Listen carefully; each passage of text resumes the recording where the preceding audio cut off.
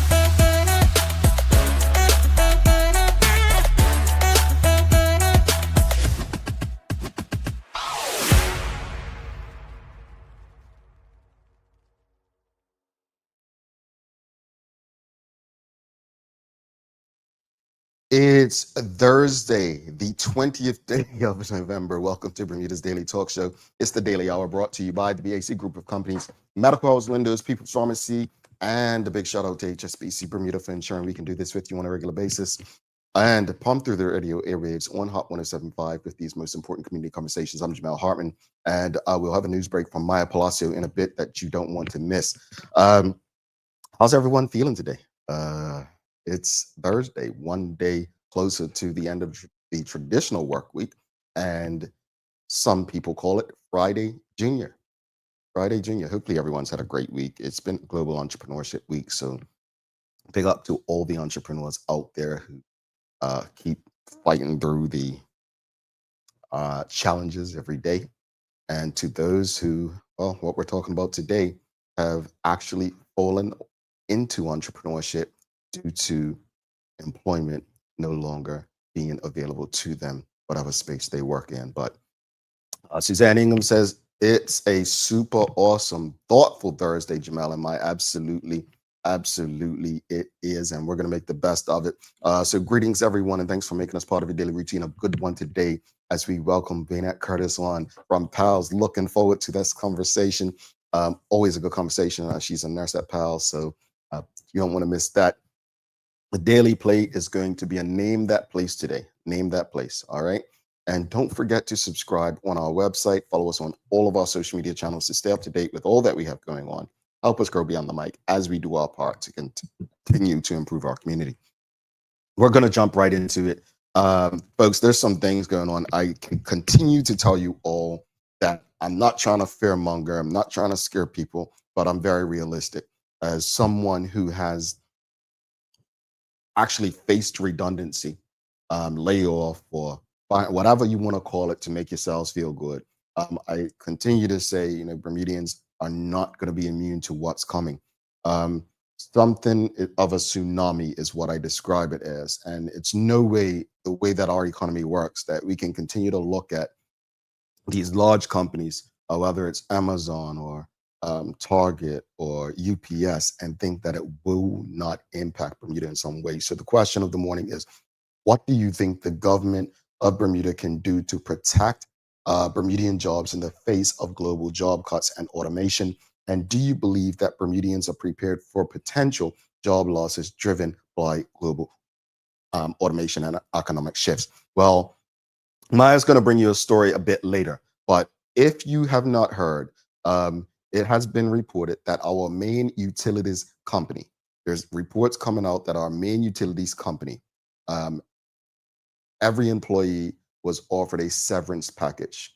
And Maya will bring you more details on that during her news break.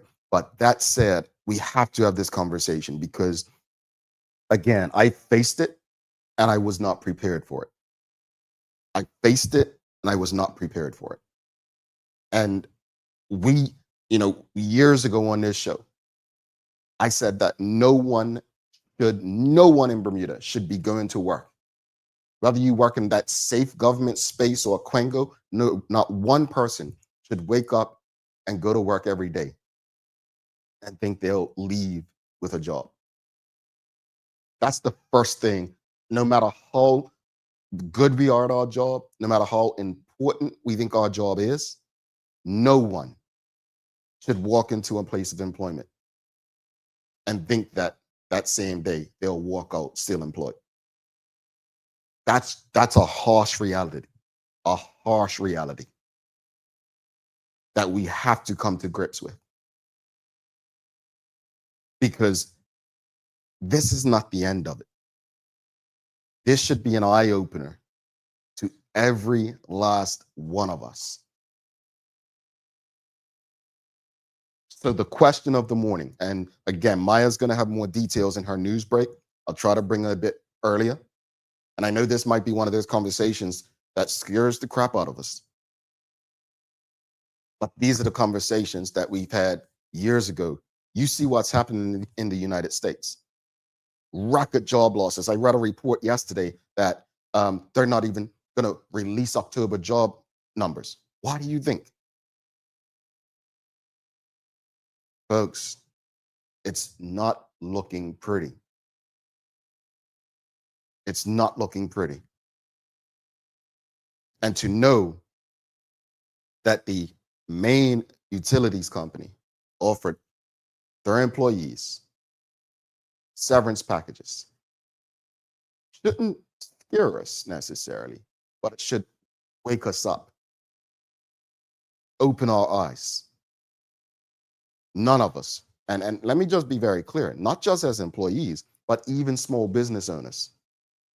Because the truth is, we're employees to our clients and those who support us. None of us are immune. So again, the question of the morning, what do you think the government can do to protect Bermudian jobs in the face of global cuts in automation? And do you believe that Bermudians are prepared for potential job losses driven by global automation and economic shifts? Well, let's go into it a bit more. So the scale of global layoffs. In 2025 alone, companies worldwide have announced job cuts by the hundreds of thousands. Reports are sharing that 800,000 jobs have been cut so far this year. And if you know anything about business, there are a lot of jobs that get cut right before or close to the holidays. The technology sector is among the hardest hit, with more than 60,000 jobs cut across tech firms in the first 5 months of 2025. And it's important to note that layoffs are no longer confined to one region or sector. They span retail, as you've seen with Target, manufacturing, as you've seen with car companies, finance, logistics, UPS, and more. But what are the major drivers of job losses? Number one, as we all know, or should know, is technological change and automation, especially the rise of AI. It's reshaping the workforce based on their needs. Some roles that were once considered safe are now vulnerable. Economic headwinds, inflation. I was speaking to a business the other day, said something they sold for $12, now selling for, they now getting $24. Rising interest rates, slowing demand, supply chain disruptions, all play a role. A lot of people miss this fact, that pandemic era hiring in some sectors is being corrected. And this is where analysts are saying this is leading to normalization. But it's still a painful process for displaced workers. So why this matters for Bermuda? As I said, and Maya will share more during her news break. Our utilities company is reported to have offered severance packages to all of their employees. Now, I'm not sure if this has happened in Bermuda before or if this is unprecedented. But Bermuda's economy is interconnected with the global economy through tourism, financial services, reinsurance, technology, remote work. Global instability impacts Bermuda.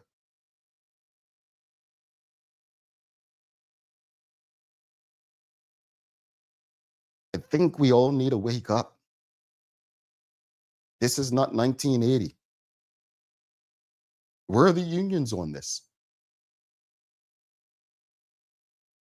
There was a time when they were out front doing this kind of stuff.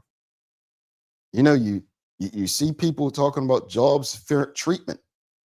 We could talk about treating employees fair, but you can only talk about that while they're employed. If they're not employed, times have changed. But how can Bermudians and Bermuda prepare? How can we prepare for this tsunami that's not coming, but here? We spoke about this during the pandemic. Upskilling and reskilling. Focus on areas that are less likely to be automated. Problem solving, local services, AI support, green economy, digital services. Bermuda should reduce reliance on just a few sectors. We've been talking for years about diversifying the economy, developing local industries and tech-enabled services, sustainable tourism, renewable energy, niche expertise, build a robust internet infrastructure, support flexible work, and help Bermudians tap into global job pools while living locally. The financial resilience is the most important part. I was speaking to someone last evening about it. A lot of us probably need to huddle up. We're very critical, and some even make fun of the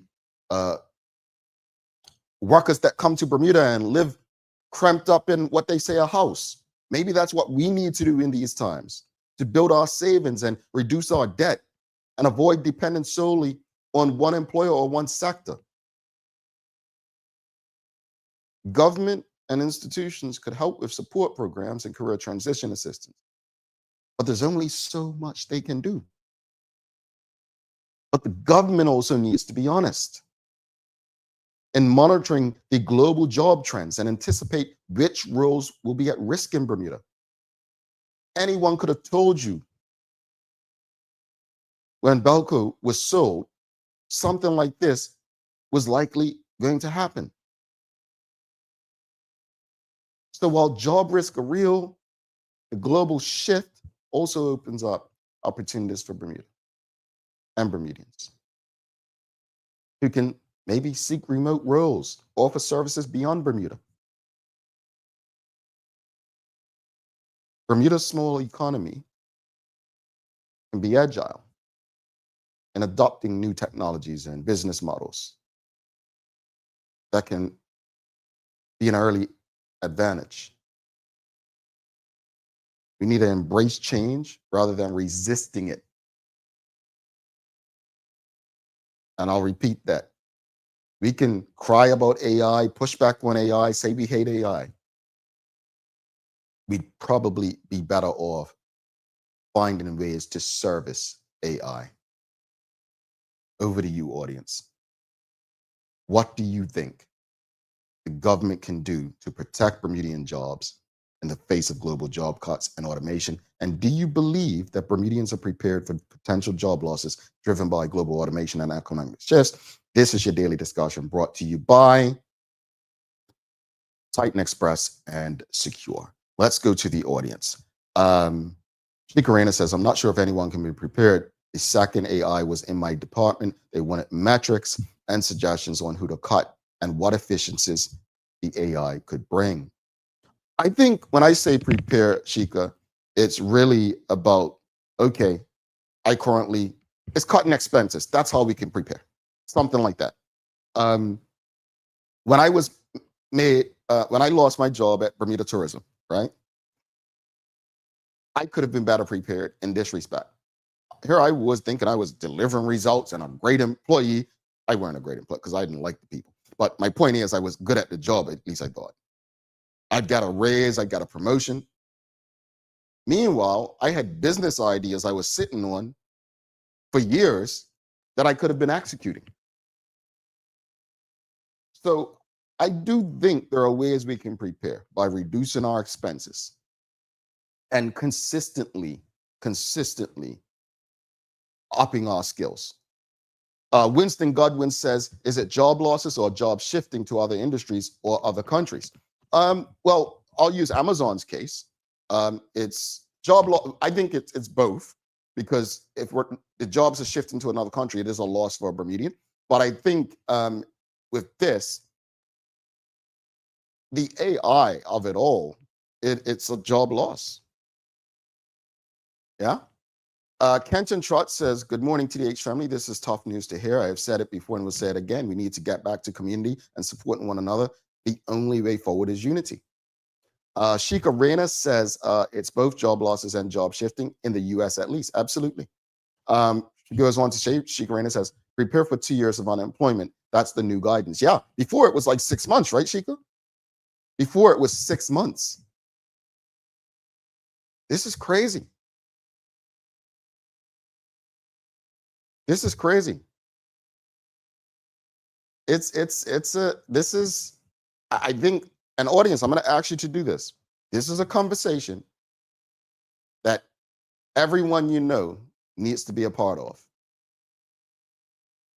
So share this link with your friends, your family, colleagues, because there are people going to work today who don't know about what's happened at Belco that could be walking into the same situation.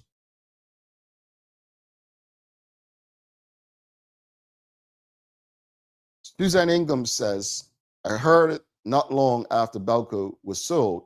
I knew it was coming, and here it is. It's come out and taken a seat on the front porch and waving to everyone. Well, there were many people who said this. Many people who said when it was sold that this would happen.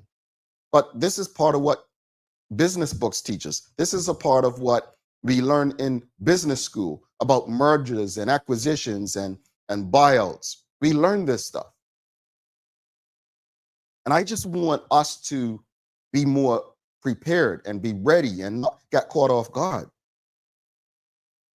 So again, what do you think the government can do to protect Bermudian jobs in the face of global cuts and automation? And do you believe that Bermudians are prepared for potential job losses driven by global automation and economic shifts? Now, audience, these are tough questions to have, tough conversations to have.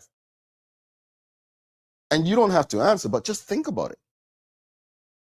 Are you prepared if your boss would have come today and say, you know what, you've been a great employee, but we're restructuring, we're going in a different direction?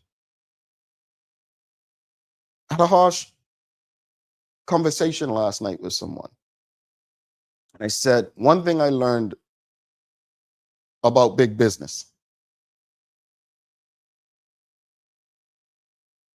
is that they care about their bottom line. It's like politicians. Politicians may care about people, but their number one goal, purpose, focus, is getting re-elected. That's what they care about first. The people are secondary. So with a company, you're of use to a company as long as they feel they need you. You can be the best employee of the year, but as long as they see you as a benefit to their bottom line, regardless of industry, that's a harsh reality. The daily discussion brought to you by Titan Express and Secure. Again, folks, it's a tsunami. This is your only utilities company. Can you imagine? Everyone in an organization, it's been reported that everyone in the organization was offered severance. That should be a wake up to us all, our community. Renee Simmons says, it's here. It's a number of things. In Denver, you would be surprised by the number of AI bots and automation generated in the supermarkets and super grocery stores with less human interaction. Man, I saw a video the other day where the cashier was based in another country. I saw that. Oh, you want to make us, well, our cashier is going to be in this country and we pay $3 an hour. Toledo Berry says socialism is the future of society. These companies will have to pay a tax for automated services. You think so? Folks, this is your daily discussion brought to you by our friends at Titan Express and Secure. We're going to show them some love. Maya's going to give you a more in-depth report about this. Again, no other media has reported yet, but it's being reported that everyone at Belco was offered severance package. Let's show some love to Titan Express and Secure, and then we'll bring Maya Palazzi in. Don't forget, we've got Waynette Curtis coming on from PALS. Really looking forward to that conversation. The work that she and her colleagues do cannot be celebrated and respected enough. All right. The daily discussion is brought to you by Titan Express and Secure. Visit TitanEXBDA.com, your leading tour and transport provider specializing in Black History tours throughout the island. And SecureBDA.com for all your property management, waste management, residential, and commercial trucking needs. Professional, punctual, and reliable service is our commitment to you.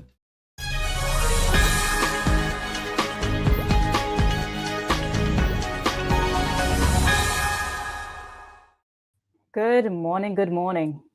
Greetings, Maya. How are you? It's been a busy morning. That definitely, I'll definitely call it that. It's been a busy morning. Maya, you know, I tell you this. You know, you know all about entrepreneurship. I want people to understand that even as we wake up and as entrepreneurs and things we do, we're not immune to this. Like this is global trend, and I think we have to have humility. When I got word last night, I was like, I started asking a few questions. No one seemed to know.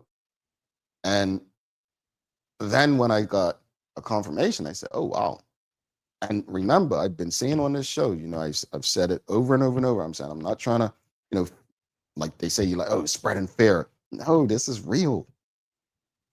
If we think that we're a part of the global economy, stuff like this isn't going to miss us. I mean, that just comes with the territory. And let me be very clear. I'm not celebrating anything because I feel for people. I know what it feels like. And I'm trying to use my experience to try to inspire others to be prepared. This is, people still have mortgages and bills. And what I think I learned,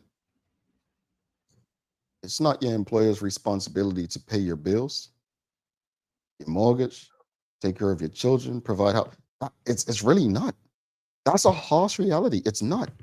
It is a harsh reality. The more and more we keep, lack of a better word, like growing, but just like advancing in life, and like the years go on and on, we continuously separate ourselves so much in humanity and society. Like I know you're saying, like, oh, it's not your boss's responsibility, but dang, there was a time when it was, and we were more unified, and we talked more, and it was, you know, a business that grew communities and grew families together. And yeah, now greed has always been around, but greed is so much more blatantly in our faces now. We can see how many people have so much money in the world, so much money that they can end homelessness, so they can end hunger too in some places, but just decide not to. Like, we do not live in a society that is kind, that is caring, that looks out for each other. And if we see even now in Bermuda's like territory, how we are even acting, like, you know, bars on, like window bars on the gas station doors now, like so many thefts. I mentioned so many loitering, like people are obviously struggling. A lot of it comes again from the pandemic, but we are definitely missing the humanity that we used to have. It's gone further and further away the more we keep living into this digital age. Yeah. I think you said it well. Audience, I'm going to turn it over to Maya for the Daily Hour news break. But if you have comments on this or questions, please send them through. But the reality is that I hope that you all share this conversation with your friends, your family, your colleagues, and have honest conversations, because the world isn't a kind place. I remember former Premier Craig Kennan saying, regardless of what we do with jobs, there's a human element that must exist. The human element doesn't exist today. That's something that, two things you can do. You can try to fight back against it, or you can come to terms with it. I learned long ago that we're not a fighting population.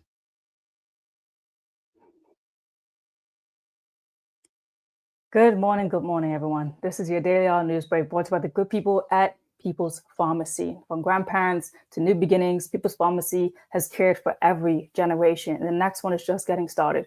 41 years of continuing to serve the beautiful people of Bermuda. Jumping into your news break this morning, what was once considered a stable job, a long-term career, and all in all, a well-sought-out profession that Bermudians kind of gravitated toward, is now flipping the script. Why? It's a tale as old as time. For money. Here's your story. It's very nerve-wracking. People are nervous. You never know what's going to happen at Balco. It's an intense environment. Those are the words of an employee after receiving a voluntary separation program from Balco. On November 18th, 2025, at 11:55 p.m., just before lunchtime, a voluntary separation program was emailed to all employees of Balco. The email said the package is being offered to all employees to provide employees with a voluntary option to transition out of the company while supporting the company's restructuring and right-sizing objectives. The application period opened on November the 18th and closes on November 21st. According to a reliable source, on the same day, November 18th, Balco held a company-wide meeting where the president of Liberty, Balco's parent company, Rod West, was present and spoke about what needs to happen. What it came down to was the company is spending too much money and some hard decisions will need to be made. Balco has been a long source of employment for many Bermudians. Some people have been there for 30, even 40 years. Some even right out of high school or after completing programs on the various scholarships offered by Balco. So tensions are high. Sources say people are nervous. The separation program comes after an early retirement package that was sent out earlier this year. Consequently, an early retirement option is highlighted in the program. Yesterday, on November 19th, another union meeting was held to provide the employees with more information. An employee from Balco says the separation program is weak and truly only benefits those who have been with the company for a long period of time. One highlight of the program says financial package includes payout based on years of service, 1 month notice period, and vacation carryover. Another claims that the program is another step before the company begins making people redundant. An estimated number on how many is yet to be confirmed. Well, I mean, look, at the end of the day, as I said to a friend last night, Maya, profit is why businesses exist. What they choose to do with that profit, it's on them. But I haven't been in that situation and seeing other people go through it. I just want people to understand that as the world currently is, none of us are immune to this. And as sad as that is, I feel for people. I mean, people's lives change in a minute, a moment. And you hate to see it. You Yeah. hate to see it. I don't, outside of to those who are impacted, the most I can say is, I'm sorry. I sympathize with you, but I hope that some of the things I said earlier, you can retool, reskill, and find ways to bounce back. To those who are, up in age, 55 plus, who might get, early retirement, may it be enough to sustain you through your retirement. My biggest concern when things like this happen is not even the financial part. It's the health insurance. Because as we get older and we age, our bodies change. We have a conversation with PALS coming up, and it just makes you think, we've got people at younger ages suffering from, we heard from Rydell Painter speaking about prostate cancer. He was diagnosed at 45. That's what I think about. Not even just the bills part, but wow, like cost of healthcare. People are just gonna have to go without. Simple things like that. It's such a stark reality, honestly, in Bermuda, going without health insurance, healthcare. It's actually, when I think about even the people in my own family, people in proximity to me, people close to me who don't have it, Mhm. and it's just like, and it's people you probably think would have it. People Mhm. probably had some work coming through, doing the odd jobs, whatever. But no, because again, this conversation is so we talk about all the time. A lot of different politicians bring it up in their, feedback, their state backs in the House, whatever. That people do have to decide groceries, Mhm. health insurance. Like it's not a far off. Like that's not true. This is like no, it's so common. It's so common. And I know we say like we live in 2 different Bermudas, 3, 4 different Bermudas, all of that. And I don't think some people understand just how separate Mhm. people on the island are living, Mhm. even if it doesn't look it. Because looks can be so perceiving. People have, pride and egos to show up in certain ways. So you won't even know what's going on behind those closed doors. Maya, I'm glad you said that, because we've had that conversation. You know what they always say around election time about 2 Bermudas? Mm-hmm. It's evident when you go to certain places and you look around. Because I want to be very clear in saying this, and this may offend some people. There's one particular demographic that will not be impacted by all this. And there's one particular demographic that will be mostly impacted by this. And that's not divisiveness, that's reality. Audience, I want to ask the audience, how do you feel about this? We've had this discussion this morning, you've seen Maya's report. How does this make you feel? How are you feeling? Like you're probably heading to work this morning. How do you feel? Richard Scott says job security can lead to stress, which can negatively affect one's physical and mental health. That's my concern. I'm going to be honest with you. That's my concern. That's my concern with people. Like I know.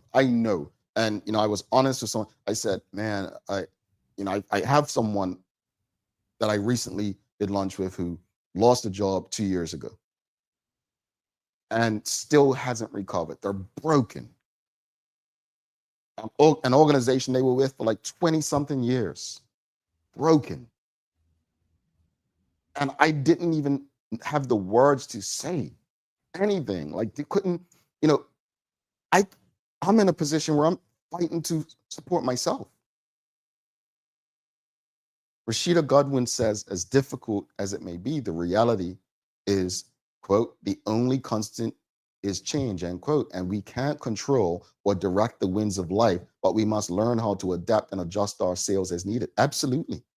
I agree with that, Rashida, but it's still that period of pain and acceptance. Go ahead, Maya. This whole conversation, Jamal, just, like when you think about just in the whole grand scheme of how we're living life, working long hours, not getting enough money, can't afford to live the the way we want, or even just a basic need of a life, like, you know, and then all this other crippling things are happening around us, whether it has to do with government, our own people, and we can't even have the bandwidth to support and help the way we want because we're trying so hard to just stay afloat ourselves. Mm-hmm. And I know that's a mindset that a lot of us are in, Mm-hmm. you know, and then when we finally have something for ourselves, maybe we want to help our immediate family if we can, you know, but then it's so hard to expand your width. And it goes back to my earlier statement, people who do have all that greed and all that money can make a difference, but decide not to. Distinctly decide, no. I was watching a video even the other day about this news piece that came out about someone in Gaza who actually had this dog, and the dog kind of got famous on Instagram because that was his companion. And then these news outlets reached out to him and was just like, oh my God, is the dog okay? Does the dog need water? And then people like from other dog organizations were just like, let's try to get the dog out of Gaza. I'm like, are you kidding me?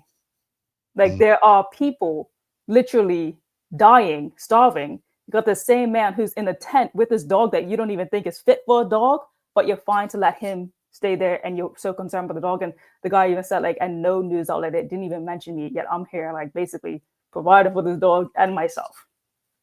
Humanity. Humanity. And it's so lost on us.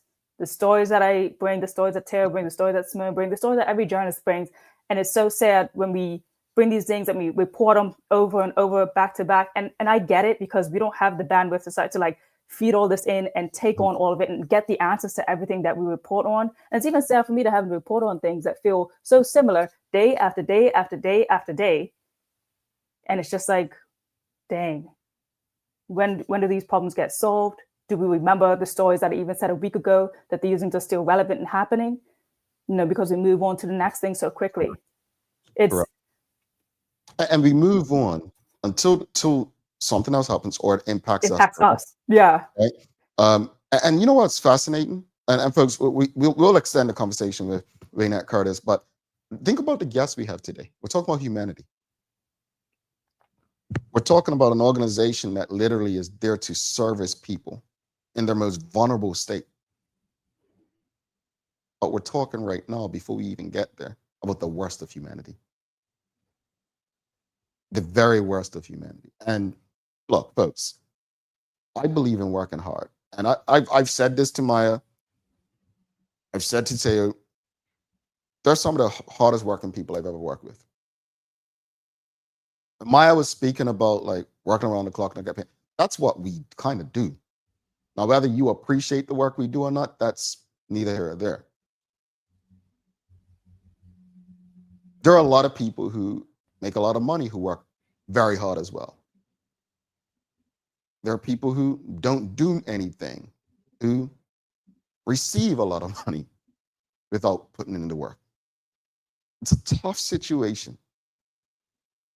But I think that we have a problem in the world when the goal is to make more money. And Teo said it before. It's something uncomfortable knowing that you have so much money that you literally can't do anything with it. But you can if you look around. Let's go to these final few comments and I'll let you finish up the news break so we can bring Ms. Curtis in. But Dr. Lou Edwards Matthews says, letting go of my loyalty to corporate has been the hardest thing to do.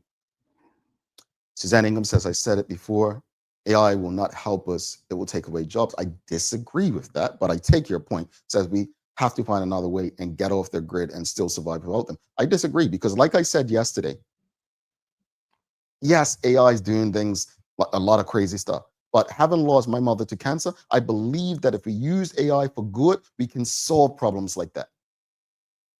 That's what I'm hopeful AI will do.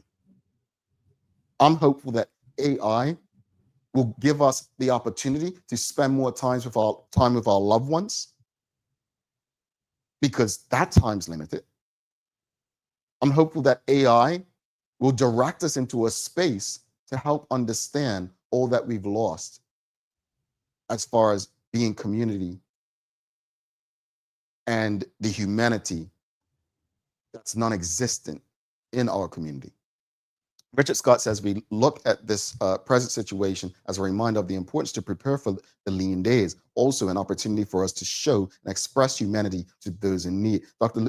Lou Edward Matthews says, describing myself outside of the companies I worked for has been liberation and critical to surviving the brokenness. We'll end it on that.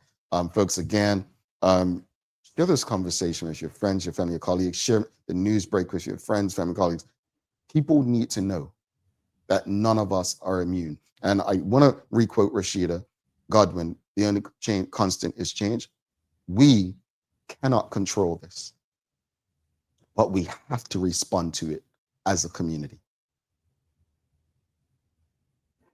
Indeed. If the only constant is change, we will still have the opportunity to change ourselves too and be better. Indeed. All right, let's close up with something positive here.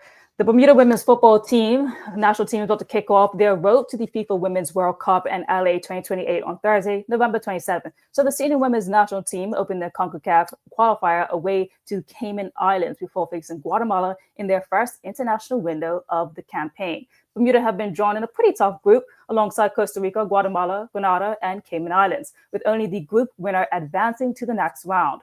With 4 matches to play, 2 home and 2 away, every point will count as the team is a favorite to try to book their place on the region's biggest stage. So head coach Nikita Robinson did share recently in an article that they are thrilled to kick off the campaign, stressing that a strong start in this first window is crucial for confidence and momentum. And that team knows a lot about it because they are heading into the qualifiers on the back of recent success, having claimed the women's football gold at the Island Games in Orkney earlier this year. Let's go, ladies. Yeah, we still got something to celebrate, man. And I'm glad that they're playing right post the Bermuda men's national team's qualification so that it keeps the just going. Let's so keep it going. Yeah. Super psyched about this team too. Very excited. Love watching Jada Masters, Nia Christopher, those are like my favorites up in the front. So yeah, very excited for this game. Very excited to see what these women can accomplish. All right, looking for the weather today. It's generally sunny, winds variably light, and you got a high of 75 degrees. All right, let's see. What do I have for days of the year for you? Well, it is quite a lot. We have use less stuff day. Well, knowing that jobs are, well, what's happening in the job market, maybe getting rid of stuff, right? Well, the jobs are doing it. Yeah, exactly. They're getting rid of people like we're stuff. Great American Smokeout. That doesn't sound good. Cigarette. Transgender Day of Remembrance. Oh. We've got Africa Industrialization Day, World Pancreatic Cancer Day, National Rural Health Day, Peanut Butter Fudge Day, World Philosophy Day, Social Enterprise Day, and Name Your PC Day. In the interest of time, as we have our guests coming up, I'm just going to ask you all, do you have a name for your personal device? Maya, you got a name for your computer or your phone? I don't even think I do. I would, sure, but no, I just call it Siri because that's what it answers to. Oh, okay. What do you have a name? I'm gonna be honest with you. I only have a name for my car, but I had a name for my bike, but yeah. I didn't think to name my device. What do you think? Let's give your device a name. I'm gonna say Survivor. This thing's been around since before the pandemic. The way you work, yeah, Survivor. I don't know what to name. I'll think of something. My car's named Lady. I remember that. It's named Lady. So I'll think of something. But I know you've been working through the night on this story. So please, what's that? Oh, we got to do the giveaway, folks. Sorry, Maya. Thank you. Survey. For those who filled out the survey. Shake it up. Yes. So today's winner will win. We did. Induce people's. Hold on. Let me just check. What's the list? Medical House. Today will be Medical House we'll give away. All right, so folks. So we've given this week we've given away $50 gift certificate to People's, $50 to Medical House. We've already given away a stretch session, and today we'll give Medical House. So Maya, shake it up. Mm-hmm. Feel free to pull my name. Do I say the name of the email, the person? Yeah, the email, yeah. Number 7, which is on my list, is Jamila Lodge. Jamila Jane what? Lodge at bedc.pl. Number 7. Oh, wow. Okay. Congratulations to you, Jamila. Number 7. Well, she's going to medicals. Thank you for that. Folks, and we've got tomorrow as well. We've got some more to give away. But thank you all for participating in our survey. Maya, thank you so much for getting on that story late last night. And I'm sure Maya will post it on her social media channels. So share it, folks. For no other reason, we don't want to spread bad news, but we want to make sure everyone knows what's going on. All right? All right. All right, Maya, you have a wonderful day. You guys too. All right, my Palacio folks, don't go anywhere. We'll be right back. We've got Waynette Curtis. I'm so sorry we're behind. We're not going to cut her short unless she has to go. All right, stick with us. Take a look at our workwear for construction workers and tradesmen. Durable, stretchable in all the right places and plenty of options for tools and accessories. Pair with our wide range of tough and comfortable footwear. You can't go wrong. As you can see, Medical House really is a one-stop shop for everybody. We can't wait to see you. See it all at our new expanded location on Bakery Lane. Discover Drop It, your go-to grocery delivery. Browse and select from a wide range of groceries, from fresh produce to daily essentials. Our friendly drivers deliver fresh groceries to your door fast, saving you time and hassle. With Drop It, you get fresh groceries delivered fast so you can focus on what really matters. Drop It, freshness at your doorstep, delivered to your door with Lindo's. Why go anyplace else?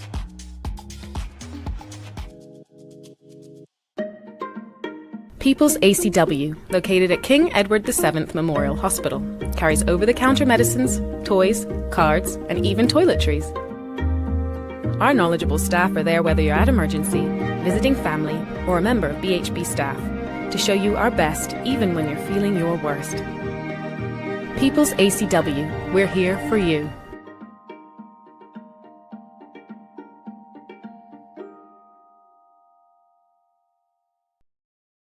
At HSBC, how we do business in our community is as important to us as what we do for our community.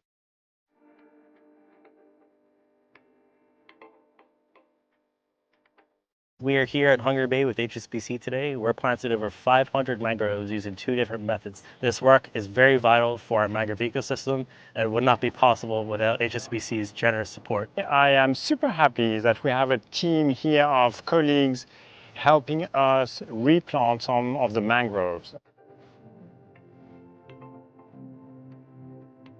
Mangroves are critical for preserving coastal nature, and with recent hurricanes they have been taken away by waves. By replanting them, we are really helping nature be at its best.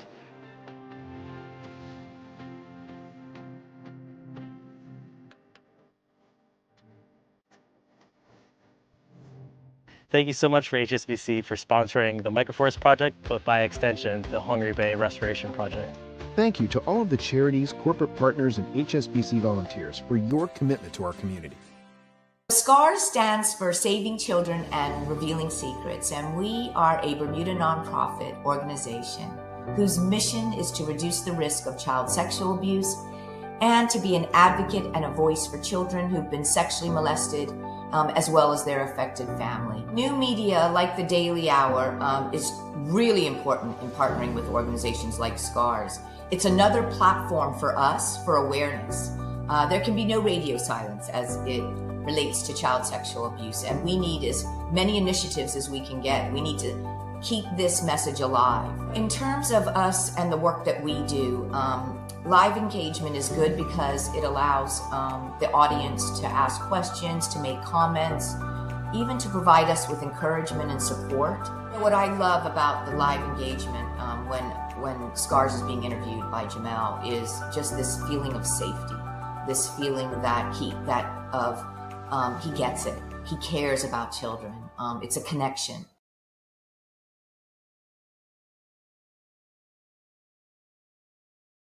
Alrighty, welcome back to the big show. Jamel Hartman here. It's the Daily Hour brought to you by the BAC Group of Companies, Medical House Lenders, People's Pharmacy, and a big shout out to HSBC Bermuda for ensuring that we can pump through the radio airwaves with these most important community conversations. Don't forget to subscribe on our website, follow us on all of our social media channels to stay up to date with all that we have going on. Help us grow beyond the mic as we do our part to continue to improve our community. If you haven't already and you're streaming with us on Facebook, LinkedIn, YouTube, Twitter, X, or Instagram, give us a like, love, follow, share the link with your friends, your family, colleagues. Without further ado, we've got a very special guest coming up. Let's give a warm TDH welcome to the very patient Waynette Curtis coming on from our community partners, PALS. Good morning. Well, first off, apologies that we went so long with the discussion. It's okay. Understandable. Thank you. It ties in definitely with what we're going to discuss today. So absolutely. But before we jump in, I must ask you, do you name your devices like your phone or anything? I don't. I hadn't even thought of it until I saw that it was a day for this, but I hadn't even thought of it. Yeah, no, I honestly try to disconnect from devices after having to be on them. So having a connection with them outside of me having to deal with it, no. Makes sense. I completely get that. All right, let's jump into it. Just give the audience, before we start, just tell the audience a bit about your background and what it is that you do in it. Surely. Thank you so much for having us again. My name is Waynette Curtis. I am one of the 6 nurses that work here at PALS. As you may or may not know, Jamal has been a strong force with the Daily Hour in trying to get the awareness of PALS out to our community. Unfortunately, it is something that each and every one of us have been affected by. So, you know, with PALS being able to provide that support for our cancer community is basically what we're here to talk about today. Yeah, and I've been very vulnerable and honest about this. I did not know much about PALS. The most I knew, and I'm not being funny here, is seeing the death notices and seeing, you know, donations can be made to PALS and that. And then it hits you like a ton of bricks when you're in need. Correct. Can you just share with people what makes like the PALS nurses in particular so vital to the cancer community here in Bermuda? Well, I feel like every nurse is vital to our community, but unfortunately, our cancer community continues to grow in Bermuda worldwide. PALS was fortunate enough to be established 45 years ago by a nurse and seeing the needs for the support in the community. And what that means is we really try to provide palliative care to our cancer patients outside of the hospital. But we do work hand in hand with the Bermuda Hospital and Bermuda Cancer and Health. As you know, it's a partnership because it doesn't stop. Once treatment starts, that's where PALS also can provide the support and information and the care needed. It is a very scary time for individuals when being diagnosed with any form of cancer. So what PALS in my role or our roles, like I said, it's 6 of us. We are broken up over the parishes. So we have someone in Southampton and Sands, Paget and Warwick, Smiths and Devonshire, Pembroke, and then I have Hamilton Parish, St. George's, and St. David's. And what normally happens is when one has been confirmed with any form of a cancer diagnosis, they are eligible for the charitable work. We are a charity. And what that means is there is no bill or cost to the individuals that are seeking the services that we do provide. What that looks like in my role is with palliative care, it's providing that dignity and support, the compassion to our patients as well as their family members, because unfortunately, it doesn't just affect that individual. As you unfortunately know firsthand how living with cancer and living with one with cancer can be a challenge. And so PALS really prides on making sure that that holistic approach to the patient as well as their family is given.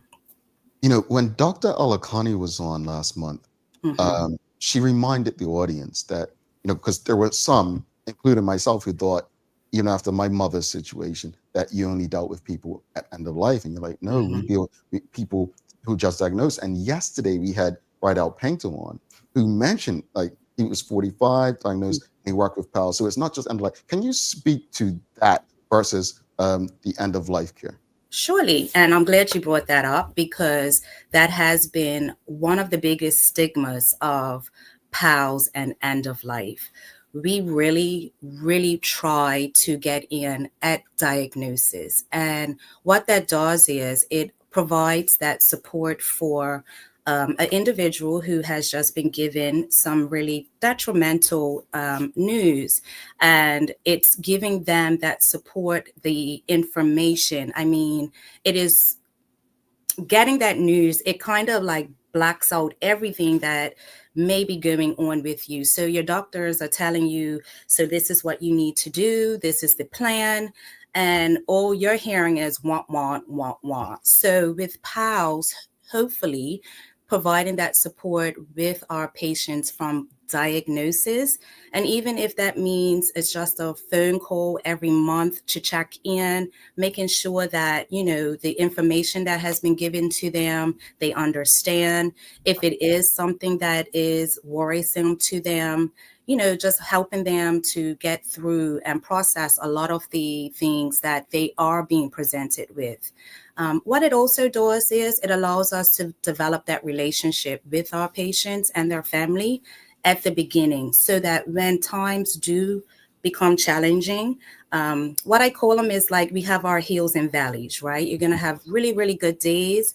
And then you're just going to have those days where you don't feel like being strong. You don't feel like understanding why. We're human and that never leaves. And so for us to be able to come in at the diagnosis, it really helps us to develop that trust with our patients. Because at that time as well, right, is, well, who are you? How can you help me? Again, a lot of times people are very private about this situation. They don't wish anybody to know the things that they might be experiencing.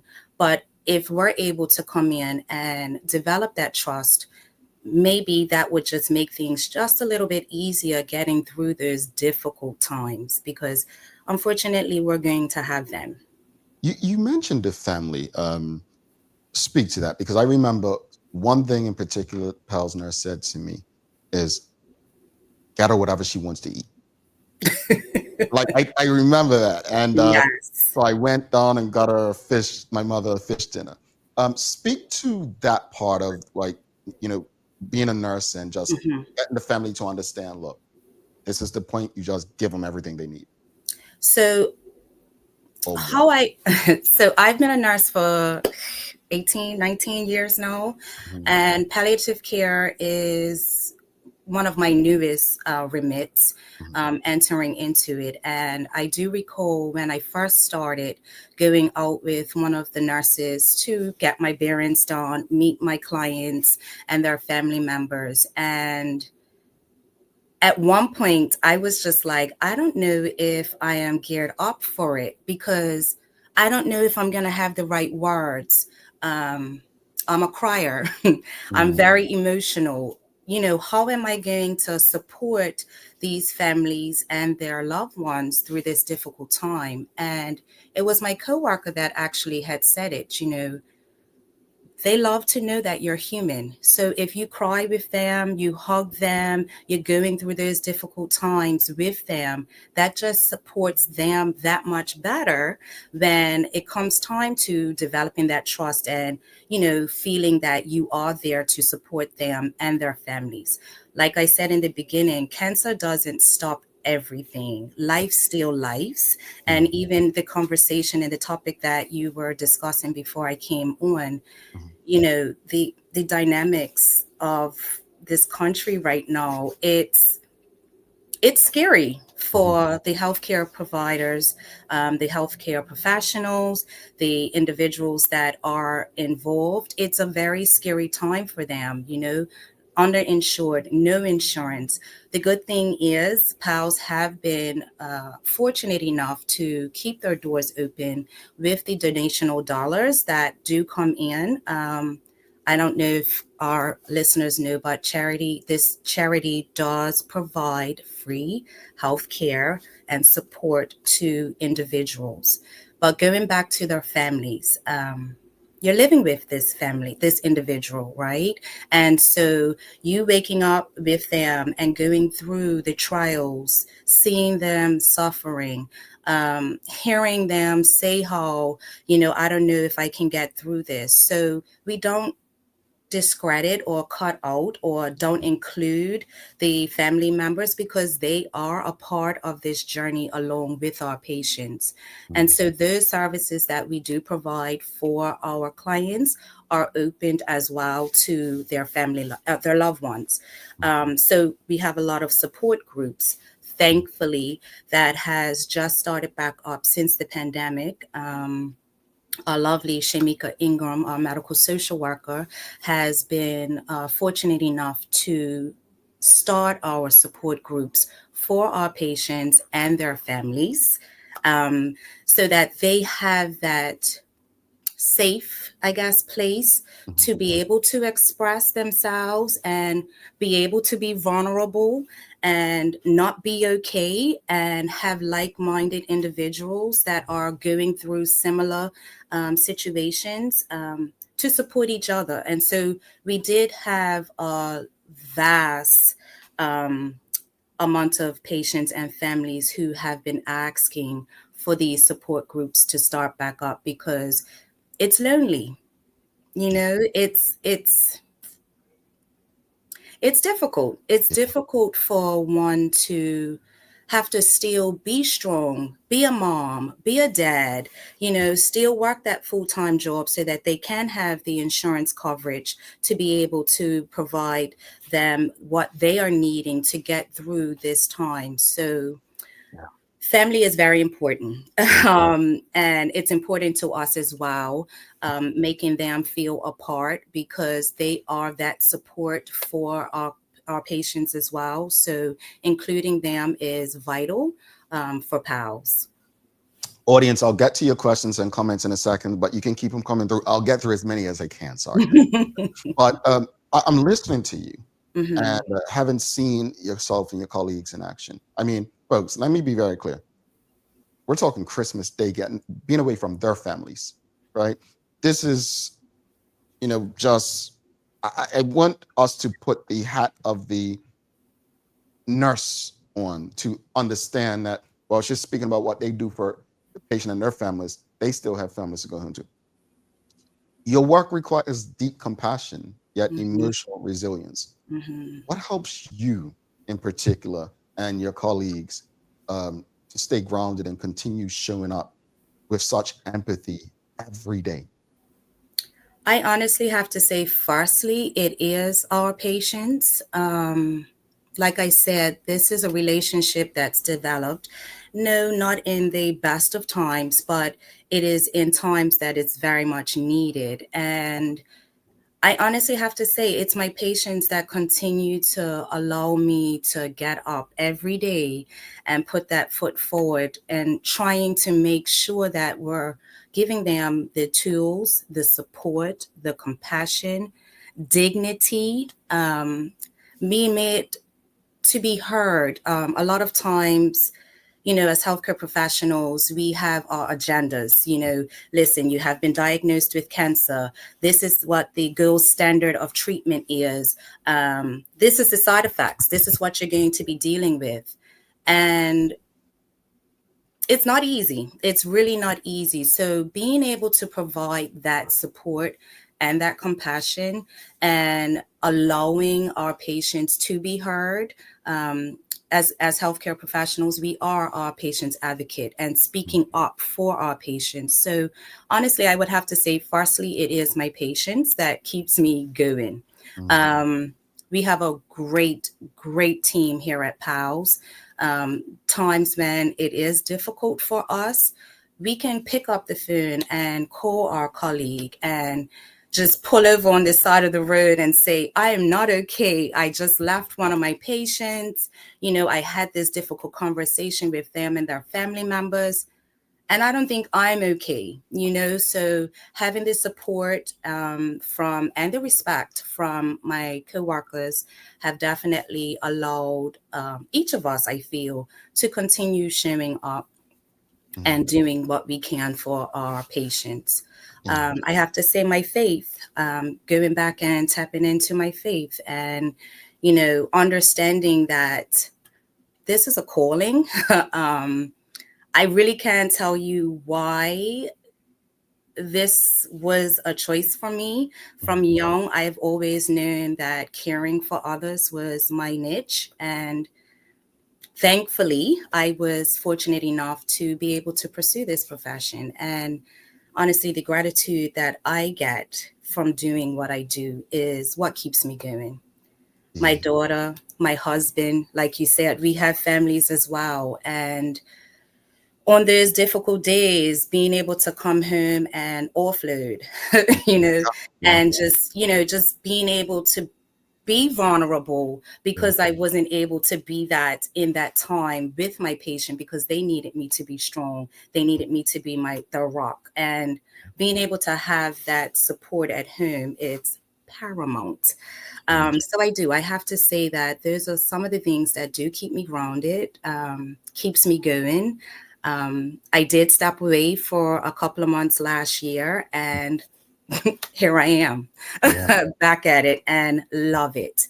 PALS does do really, really well in supporting us with we have mandatory monthly psychiatry appointments. We could do it as a group, we could do it individually, but allowing us to have a safe space. We're dealing with a very sensitive community, and having that safe space to be able to express how we are feeling, because we take that, we carry that, most of us are ranging between 30 to 40 patients at one given time. And, those acuities can vary in terms of what is needed. It can be, whereas it's just a phone call every week, checking in, making sure that you are okay. Or it may be, they've just started chemotherapy and they're very symptomatic with it. They're having pain and nausea, vomiting.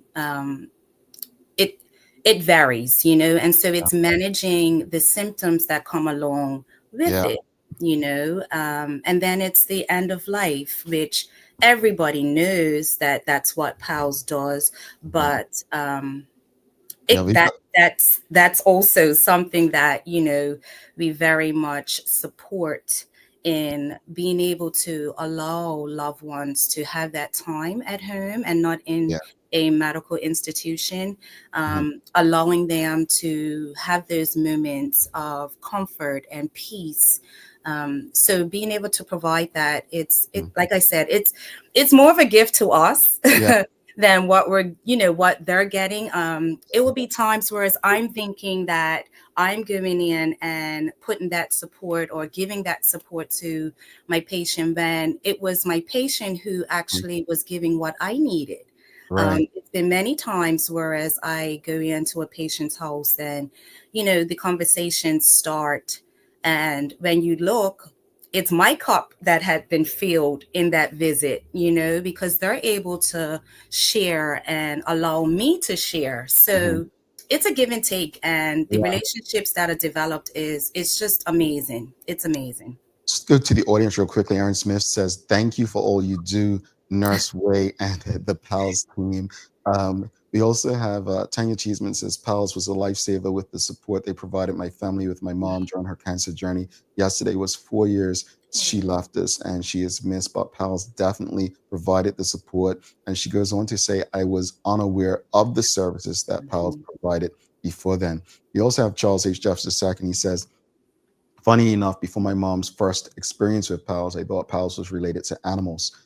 After 2 experiences, I now know that they are probably one of the most important community services. He goes on to say, I'm glad to hear that PALS support each other and have mandatory psychological sessions. I remember the day that my mom's nurse gave me the end of life booklet. It took me several days before reading it. Speak to us about the end of life booklet a bit, and why it's necessary for people to kind of read through that.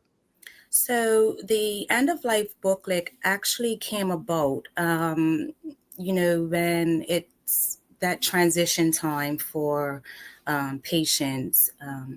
It is a transition, and it's certain things that transpires during that time, and the questions that a lot of loved ones, family members have. We thought just put it in a booklet so that they are aware of where to potentially we are in that journey. So the end of life booklet basically discusses the transitions or the periods in terms of what does it look like when that time is near. Psychological issues, physiological issues, whereas the body starts to, shut down, the organs are not communicating with each other. And it's just an informational booklet so that the loved ones are aware of what is actually going on when it comes to death and dying. I know it's still a very taboo topic, talking about death and dying, but it is definitely one that we really need to start normalizing. Unfortunately, in this life of ours, is one guarantee is that we are going to die. And so having the awareness and allowing people to have that knowledge, I think helps them to not accept it, but understand where we are in that process of the end of life journey. It's interesting you say that. My sister's a social worker, and I remember I had said something. She's at end of life. Like I go, why aren't we doing this? Why aren't we doing? And she had to kind of get me to understand that. And I realized, like, man, like she gets it. I didn't at the time, Yes. and so it's difficult. But It I think I'm so thankful for PALS having these conversations because unfortunately, and this is not a bad thing, we just don't know what we don't know. Correct. But what I'd like us to do is know before we have to experience it, if that does happen. I Correct. really want us to have this information. But also, if you before you head out, what would you say I mean, you said a lot today about why what keeps you going. But this is a job that not everybody's gonna ever want to do. Like, I mean, you spoke about death and dying. Like, it is the guarantee, but we don't like talking about it. What would you say you enjoy most about the work you do with your patients and the families? Like the part that you say, you know what? I would love to encourage more people to get into this space because of what it does for me. Meaning as the healthcare provider or Yes, as healthcare provider. Like I said in the beginning, especially in this role that I am currently in providing palliative care, I don't think it's a job.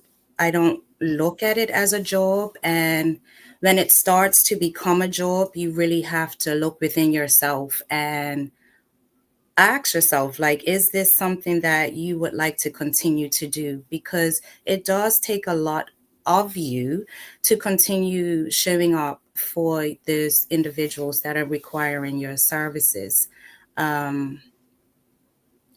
Again, it was just a calling for me, knowing that I can make an impact positively in times when it's difficult for individuals. I think that's what gives me that drive, the want to continue to provide for our patients.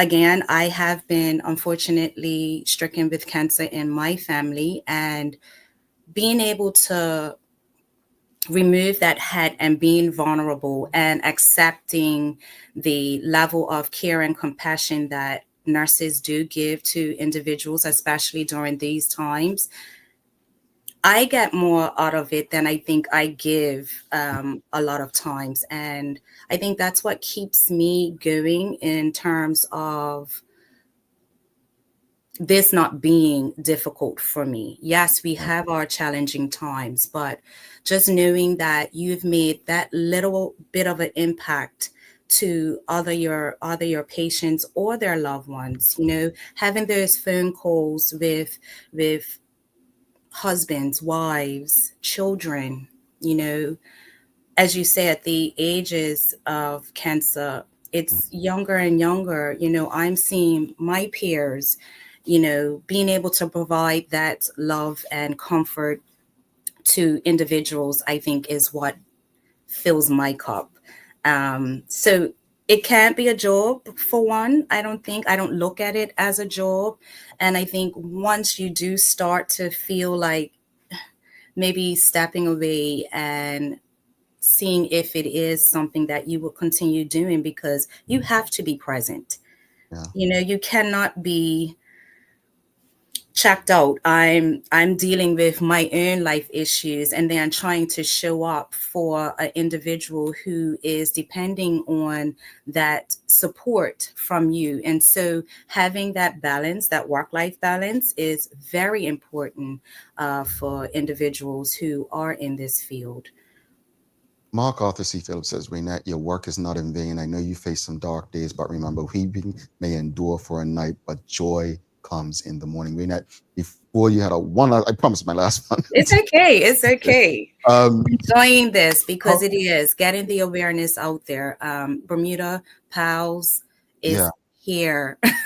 And how can those who have not been impacted, Mhm. just the general community, how can they get involved? I know PALS does numerous events in a year, but how can they, make a donation, reach out maybe? Definitely. So as I had said, that our doors are kept open by our donational dollars from our community. So making those donations by either going on our website, or you can give us a call here at PALS. 236-7257 is the number. Even just the awareness of individuals. If you know somebody that is going through any form of cancer and is needing that support, we are here. And so even if it's as simple as, give them a call, give us a call, we're here.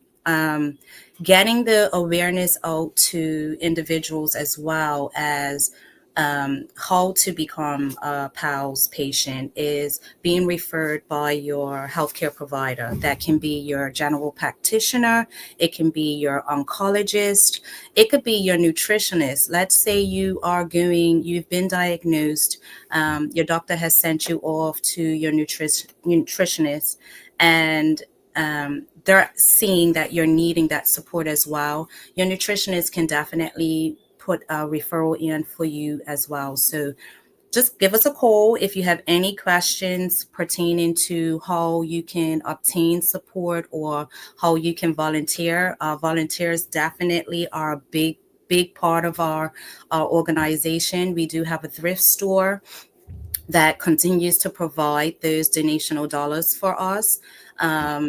We also have our annual walks. As you know, we're having our fair coming up.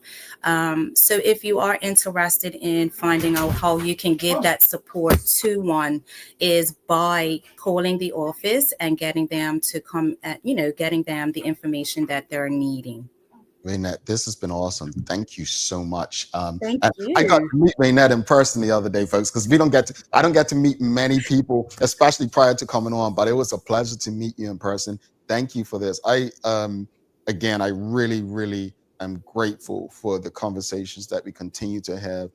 This audience is learning more and more, and I'm looking forward to participate because the walk is usually end of February, beginning of March. February, yes. Yes. End of So February. I I'm don't looking know forward to exactly. I think the participating. 21st or something like that, but yes. Put me down. I'll be there, but I I really love look it. forward to participating, and hopefully, everyone in the TDH community will be there. I agree with Suzanne Ingham says when you do what you do, when you do what you love. Sorry, it's not a job. Waynette, I think she means you are and always been an awesome RN. Thank you, Waynette.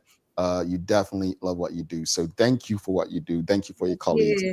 We definitely look forward to the next conversation, but also continuing to be of value to you as you are to the community. Have a Thank wonderful you, day. Jamal. We appreciate it. And thank you to the Daily Hour for allowing PALS to continue, just bringing and spreading the awareness of what we do. Thank you. Have a wonderful day. Thank you. You too. Take care. Waynette Curtis, folks, if you appreciated that conversation, please do us a huge favor. Make sure everyone you know has access to it.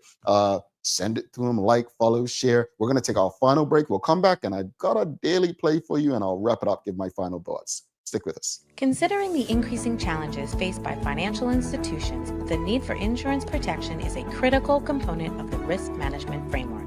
At Friesenbrook, our priority is to safeguard your assets with the most optimal, cost-effective risk management cover to help protect your business, whether it be cyber, directors and officer liability, professional indemnity, or property insurance.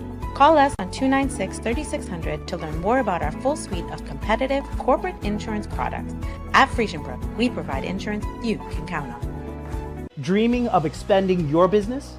With BDC's Loan Guarantee Program, we support your ambitions. Get up to 75% guarantee on bank or credit union loans up to $300,000. Just your vision and our support. Apply today and unlock new business opportunities. BDC, Bermuda business starts here.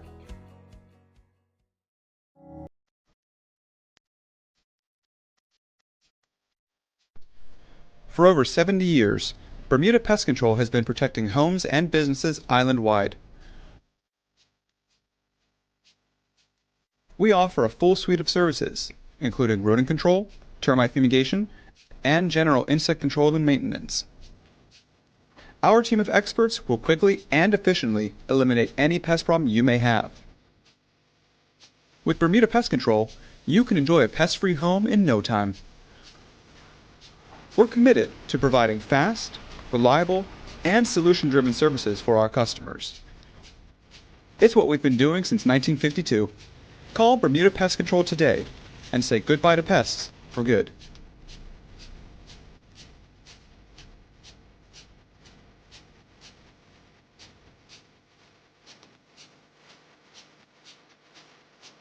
Looking for the best care for your pets? Novazoc Feed and Supply has everything you need, from top quality foods to toys and supplies. We've got it all. Join our frequent buyer program and earn rewards every time you shop.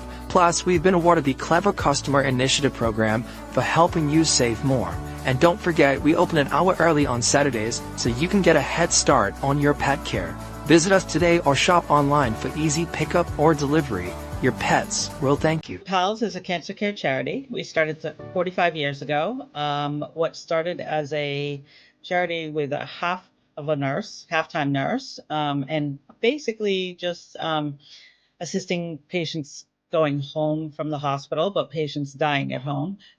We now, 45 years later, have 6 nurses, a social worker, and a palliative care physician. I know a lot of people that watch the Daily Hour every day, so it's just educational. It helps you know more about specific charities or specific organizations, and kind of get the nitty gritty as opposed to just seeing a flyer on social media or just hearing or seeing a commercial. I think it's more beneficial.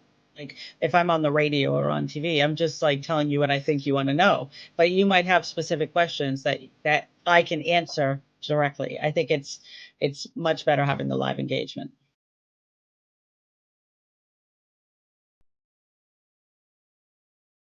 All righty. Thanks again to Waynette Curtis and everyone at PALS who continues to trust this platform to have those very important community conversations.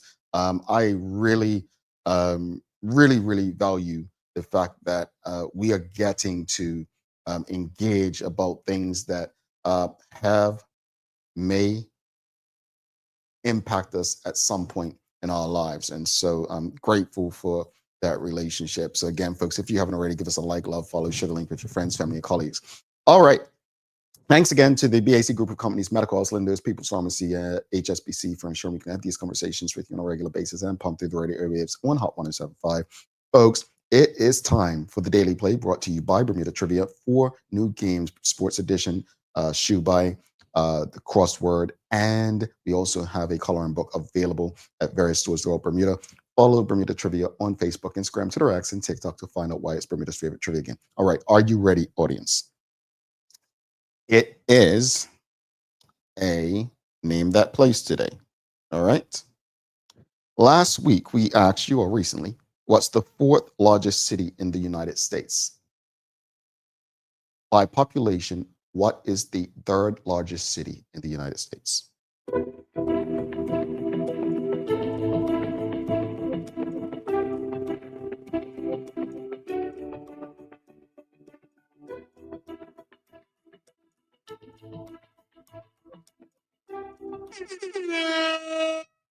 Congratulations. It is Chicago. Yes, Mark Arthur C. Phillips. Yes, NTS. Chicago. Yes, Stacey Ann Brown. Chicago. The Windy City, as they call it. Yes, you got it, Aaron Smith. It's Chicago. No, Los Angeles is the second. Rosalind famous. All right, let's wrap it up because I've got to let you all go. But I'll say this much. Regarding the conversation earlier, look, at the end of the day, when it comes to job cuts and layoffs or voluntary separations, it doesn't mean that everyone's going to be let go. Let me be very clear. My purpose for that conversation this morning was to make sure that I do my part to engage and communicate that we are better prepared should that day come for us. It doesn't mean that everyone who has a job will lose it. It just means if that day comes, let's just not get caught off guard. I highly doubt that Belk or anyone is going to let every last person go because there are still jobs that need to be done. I also want to say that just because you don't hear about it in the news doesn't mean it's not happening. This is a regular occurrence, voluntary separation of office. And I also want to just clarify, businesses are not the big bad wolf necessarily. Businesses exist to generate revenue and make a profit. And what they do with that profit, they can give people raises, they can reinvest. There are various things they can do. But if a business is not making a profit, then it's not government, right? They can't just keep getting money and borrowing money. So it's important to remember that. And yes, there are some cases where businesses are just making crazy money and refuse to take care of people. I get it. But businesses have to be sustainable to remain and exist to even employ one person, let alone hundreds of persons. So I want everyone to really take the point that I was trying to make this morning. More than anything, do what's necessary to prepare to go without employment. Because the truth is, we never know if or when that day will come for us. As far as the conversation with Waynette, as I just mentioned, I am grateful that we have the opportunity to engage and educate our audience on a regular basis about the work that such an important community organization like PALS does. And I'd encourage every and anyone, if you have an opportunity, I don't share this publicly, but I pretty much give stuff to Goodwill and different organizations all the time. But it only makes sense that if things are needed for PALS, that I now direct those donations to them. And I would encourage any one of you who has things that you can give to please consider giving to PALS. All right, give you some daily inspiration. I'll just say this. It's no better time to prepare yourself for what's to come than now. Don't wait until the day and time to start getting ready. Don't forget to subscribe on our website. Follow us on all of our social media channels to stay up to date with all that we have going on. Help us grow beyond the mic as we do our part to continue to improve our community. Thanks again to our partners, the BAC Group of Companies, Medical House, Linda's, People's Pharmacy, and a big shout out to HSBC Bermuda for ensuring that we can do this with you on a daily basis. As always, we appreciate you, we love you, and we thank you for making us part of your daily routine. If all goes well, we'll be back to do this again with you tomorrow. I'm Jamal Hartman. Please do make it a safe and a great day. We are out. Peace.